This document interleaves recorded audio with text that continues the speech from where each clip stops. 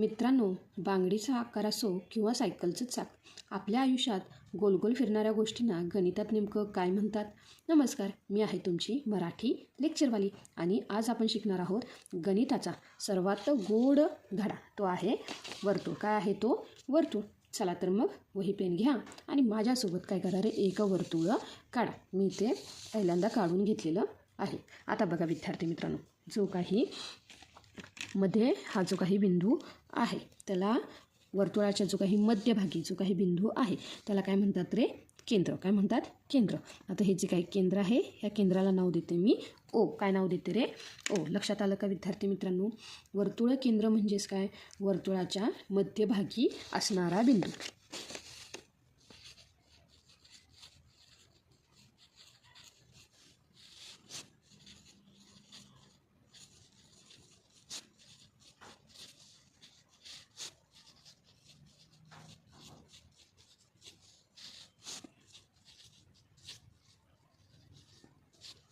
बघा आता दुसरं काय आहे? तर दुसरी आहे त्रिज्या. वर्तुळ केंद्र कशाला म्हणायचं? जे काही हे वर्तुळ आहे ह्या वर्तुळाच्या मध्यभागी असणारा जो काही बिंदू आहे ह्या बिंदूला काय म्हणायचं? ओ. लक्षात आलं का? आता बघा हे त्रिज्या, पुढचा घटक काय आहे? त्रिज्या. आता बघा हे जे काही केंद्र आहे वर्तुळ केंद्रापासून, हे जे काही वर्तुळावरील कोणत्याही बिंदूला जोडणाऱ्या रेषेला काय म्हणायचं? त्रिज्या. जसं मी ते एक रेष काढली, ह्याला नाव दिलं मी ओ ए. ही काय आहे रे? एक त्रिज्या. त्यासोबतच मला ही त्रिज्या नको आहे, मी काय केलं? वर्तुळावरचा इथे एक बिंदू आहे, ह्या बिंदूवर मी काय केलं रे? अजून एक रेष काढली. तर हा काय झाला रे? O B. काय झाला? O B. म्हणजेच ओ ए आणि ओ बी हे वर्तुळाच्या त्रिज्या आहेत. लक्षात आलं का? म्हणजेच ह्या वर्तुळ केंद्रापासून वर्तुळावरील कोणताही बिंदू जोडला असता जी काही रेषा तयार होते तिला काय म्हणतो आपण? त्रिज्या. लक्षात आलं का? काय सांगितलं बघा विद्यार्थी मित्रांनो? वर्तुळ केंद्रापासून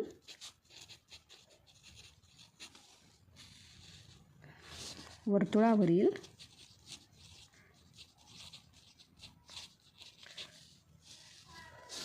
कोणताही बिंदू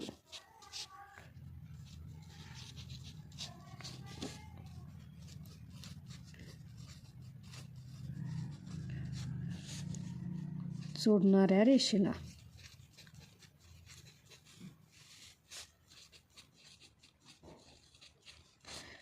त्रिज्या असे म्हणतात. लक्षात आलं का? आणि त्रिज्यालाच इंग्लिशमध्ये रेडियस असे म्हणतात. आता त्रिज्या कोणती आहे? ओ ए ओ बी. लक्षात आलं का? काय आहे ती त्रिज्या? ओ ए आणि ओ बी. आता बघा पुढील घटक आहे जीवा. आता जीवा म्हणजेच काय? की वर्तुळावरील कोणतेही दोन बिंदू जोडणारी रेषा म्हणजेच जीवा. समजा मी काय घेतलं रे? बघा इथे एक पॉईंट घेतला, म्हणजे इथे एक बिंदू घेतला, ह्या बिंदूला नाव दिलं मी एक्स आणि इथे एक बिंदू घेतला वाय. लक्षात आलं का? तर हे जे काही वर्तुळ आहे हे वर्तुळावरील कोणतेही दोन बिंदू, काय सांगितले मी? कोणतेही दोन बिंदू ही जी काही जर जोडले तर ही काय झाली रे? जीवा. ही काय झाली? जीवा. एक्स वाय ही काय आहे त्या वर्तुळाची? जीवा. म्हणजेच काय? वर्तुळावरील कोणतेही दोन बिंदू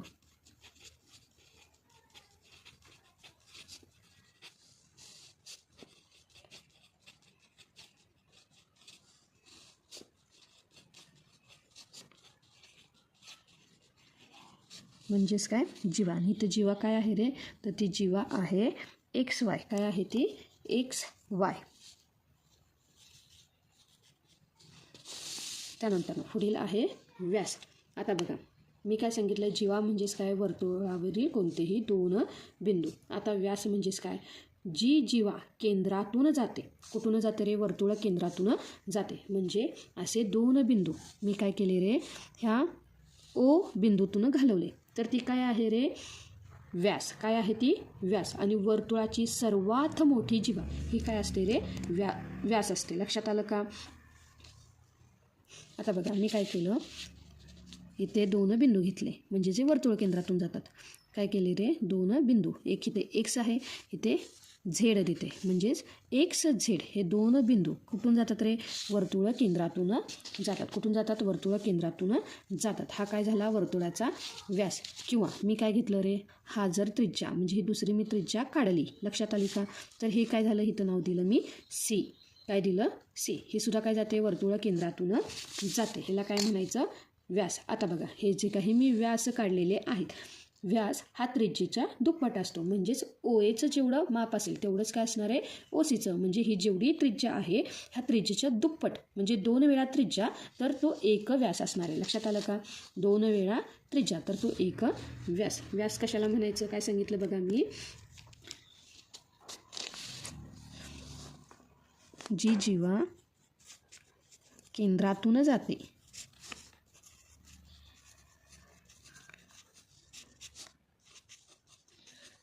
तिला काय म्हणायचं आहे?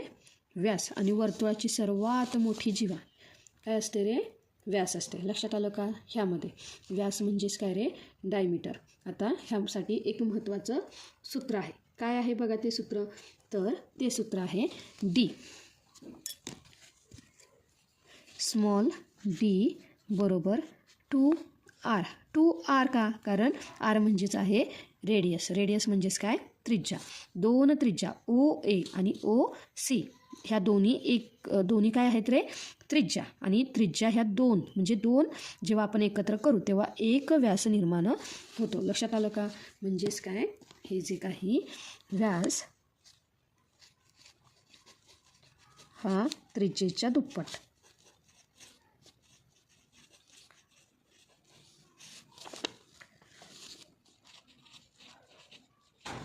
व्यास हा त्रिज्येच्या दुप्पट असतो. लक्षात आलं का विद्यार्थी मित्रांनो?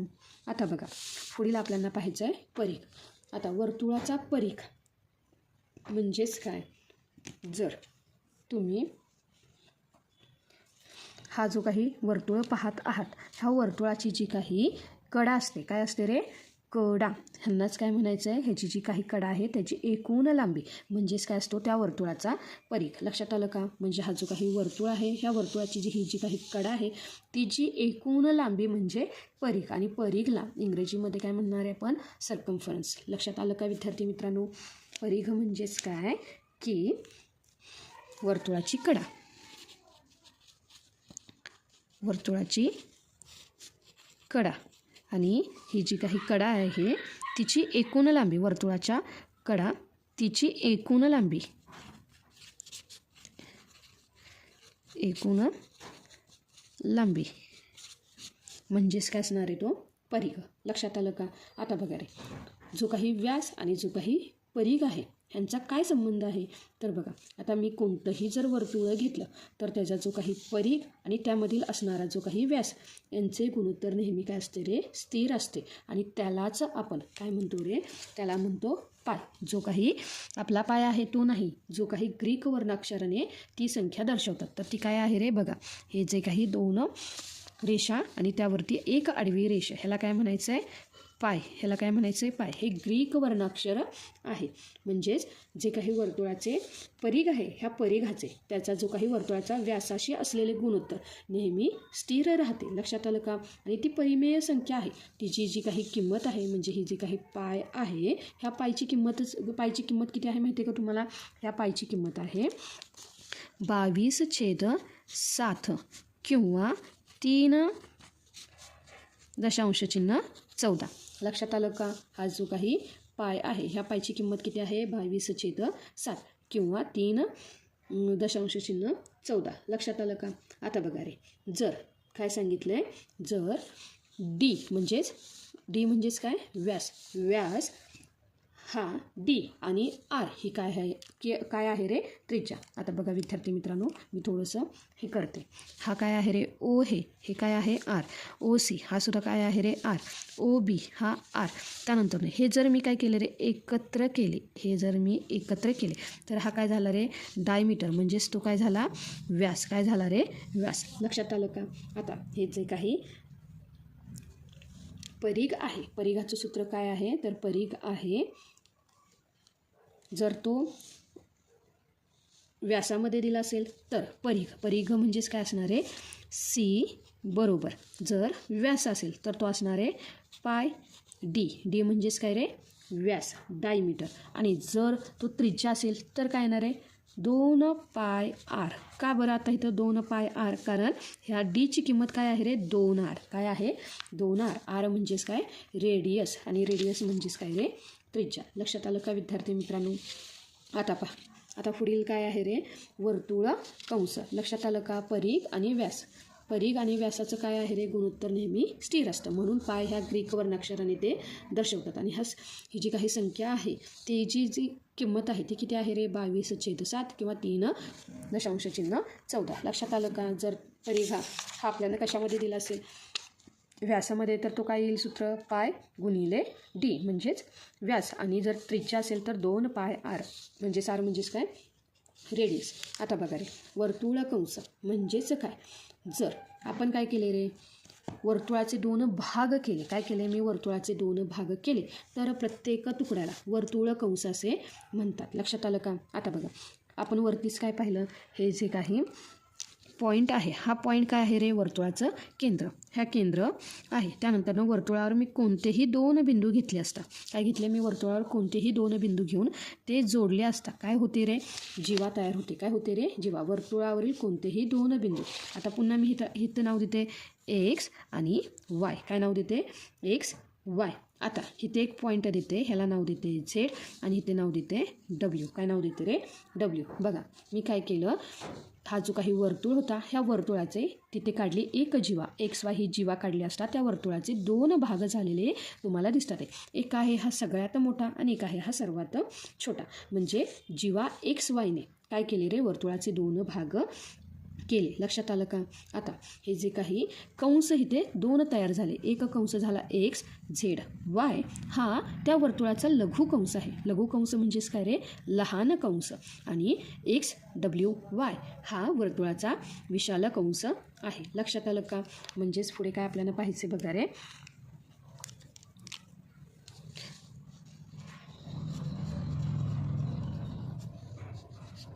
लघु कंस. काय आहे तो लघु कंस? तर जो आकाराने काय असतो रे?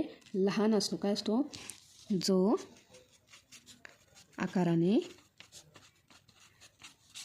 लहान असतो त्यालाच काय म्हणायचे? वर्तुळ कंस. आणि काय आहे तो? X Z Y. काय आहे तो? एक्स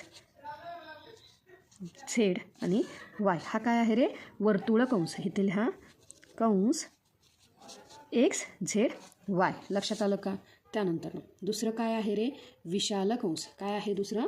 विशाल कंस.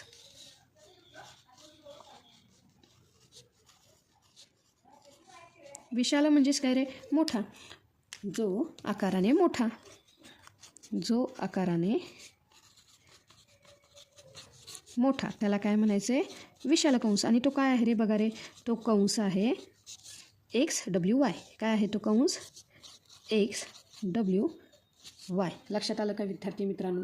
आता बघा, लघु कंस कळाला, विशाल कंस कळाला. आता बघा, मी काय केलं रे? जर मी हा काय आहे रे? वर्तुळ. ह्या वर्तुळातून, वर्तुळ केंद्रातून जाणारा व्यास काढला. काय काढला रे?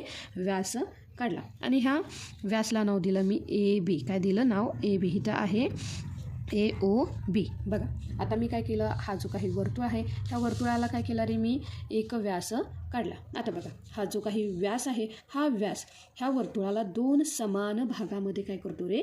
विभागतो. काय करतो? 2 समान भागामध्ये विभागतो. आता बघा, ह्यावर मी एखादा पॉईंट घेतला. इथे घेतला मी सी आणि इथे घेतला मी डी. लक्षात आलं का? तर हे जे काही ए सी बी आणि ए डी बी हे काय आहेत रे? ह्या वर्तुळाचे अर्धवर्तुळ कंस आहेत. लक्षात आलं का? काय आहे ते? अर्धवर्तुळ कंस. अर्धवर्तुळ कंस म्हणजेच काय?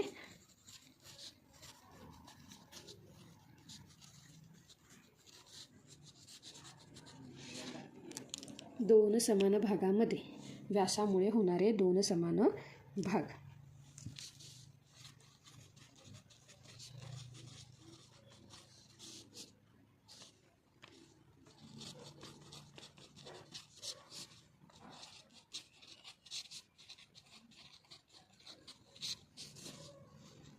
यांनाच काय पण म्हणायचं आहे अर्धवर्तुळ कंस. आणि काय आहेत ते बघा रे, जे काही कंस कोणते आहेत तर तो कंस आहे ACB. काय येणार आहे ACB. आणि दुसरा काय आहे कंस ADB. काय येणार आहे ADB. हे काय आहेत ह्या वर्तुळाचे अर्धवर्तुळ कंस आहेत. लक्षात आलं का विद्यार्थी मित्रांनो? त्यानंतर आता पुढील घटक काय आहे केंद्रीय कोन व कंसाचे माप. आता बघा विद्यार्थी मित्रांनो, आता केंद्रीय कोन म्हणजेच काय, जेव्हा कोणत्याही कोनाचा शिरोबिंदू आपण काय करतो रे नेहमी कोन काढतो, त्या कोनाचा काय आहे रे शिरोबिंदू हा ह्या वर्तुळ केंद्रावर असतो तेव्हा त्याला केंद्रीय कोन म्हणतात. मी काय सांगितलं बघा की जो काही मी एक कोन काढते, काय करते रे मी एक कोन काढते. काय केलं मी इथे हे काढलं, हा एक किरण आणि हा एक किरण काढला, तर हा काय झाला रे एक कोन काढला. आता बघा रे मी काय केलं, हा जे काही कोनाचा हा शिरोबिंदू आहे हा कुठं आला रे ह्या वर्तुळ केंद्रावर आला. जेव्हा ह्या कोनाचा शिरोबिंदू वर्तुळ केंद्रावर असतो तेव्हा त्याला आपण काय म्हणायचं रे केंद्रीय कोन. काय म्हणायचं केंद्रीय कोन. आता ह्याला नाव काय देऊया बघा,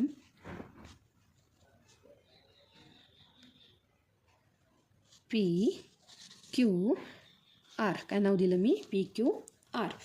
म्हणजेच इथे केंद्रीय कोन कशाला म्हणायचं आहे, जेव्हा कोनाचा शिरोबिंदू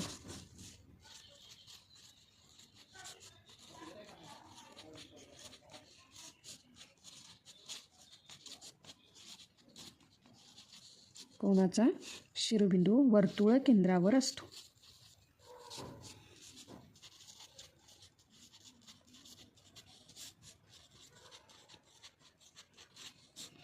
तेव्हा त्याला केंद्रीय कोन असे म्हणतात. आता बघा ह्या कोनाचे जे काही माप आहे तेच ह्या लघुकंसाच्या, हे जे काही लघुकंस आहे ह्या लघुकंसाचंही तेच माप असते. लक्षात आलं का? मी काय सांगितलं, केंद्रीय कोनाचे जे काही माप आहे तेच माप हे जो काही असणारा हा जो काही लघुकंस आहे ह्या लघुकंसाचंही तेच माप असते. लक्षात आलं का? आता बघा लघुकंसाचे माप समजा इथे काय घेतलं, जर मी ते समजलं हा आहे 55. काय आहे रे 55.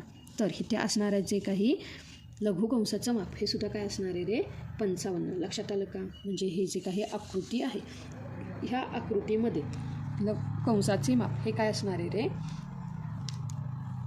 लघुकंसाचे माप बरोबर त्याच्या केंद्रीय कोनाचे माप.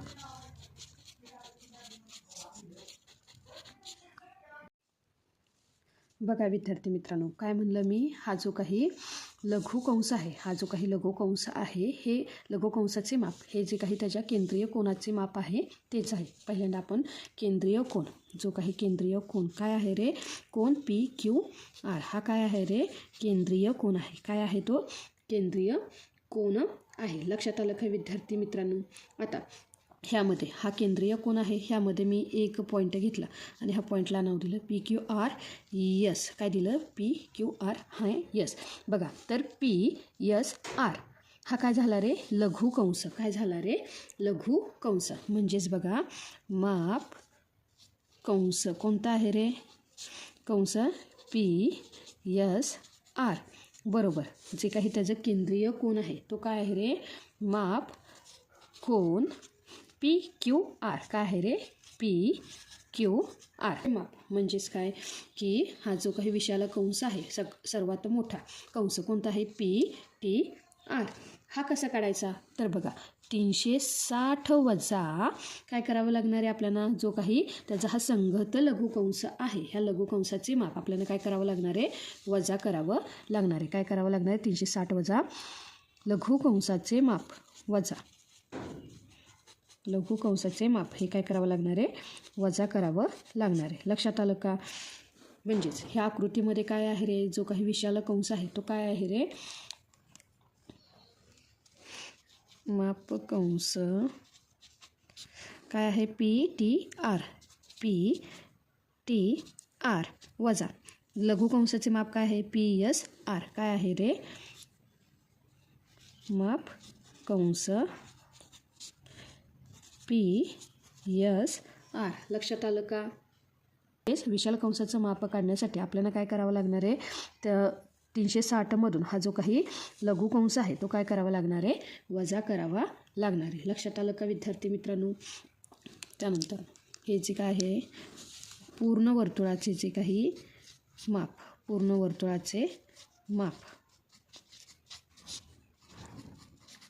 किती असते रे? ते 360 अंश. लक्षात आलं का? 360 अंश. तर मंडळी, आज आपण वर्तुळाचा परिघ आणि कंसाचं गणित कसं आहे हे पाहिलं. हा व्हिडिओ आवडला असेल तर लाईक करा आणि आपल्या मराठी लेक्चरवालीला नक्की सबस्क्राईब करा.